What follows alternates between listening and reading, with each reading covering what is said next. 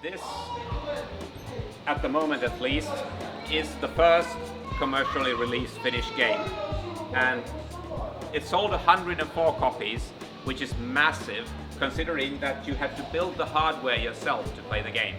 So it's called Chesmac, it's from 1979, and for the Telmac TMC 1800 computer, which says nothing to most of you, but it was a kit computer, because back in the 1970s, if you wanted a home computer, you had to build it yourself, basically, before Apple came out with the Apple II and so on. But Raimo Suonio, he bought a machine, then he had a bit of time on his hands, he was unemployed for a period of time. He started writing software for it, and I thought, okay, can I make a chess game? And he could. And then he was employed by this store selling computers, and the owner said, okay, why don't we release your game? We'll just publish it and sell it. And he said, well, I don't mind. And they made tapes of it, and like I said, it sold 104 copies, which is a really nice number, considering that the game has no graphics.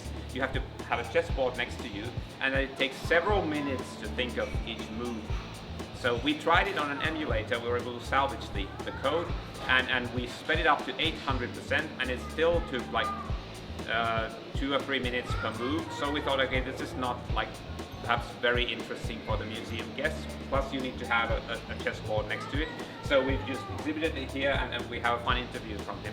And this was one of the things, because the Finnish game industry itself thought that it was 30 years old in 2014, but then this was discovered, and we found out it's actually 35 years old. And this is the best thing about the museum. You keep discovering new things, and then people contact you, they have something to tell you, and then it's very important to do this research, because most of the people are still alive, to put it bluntly. So we can still interview them, we can collect their memories, and we can save the history of game development, gaming, and players in Finland.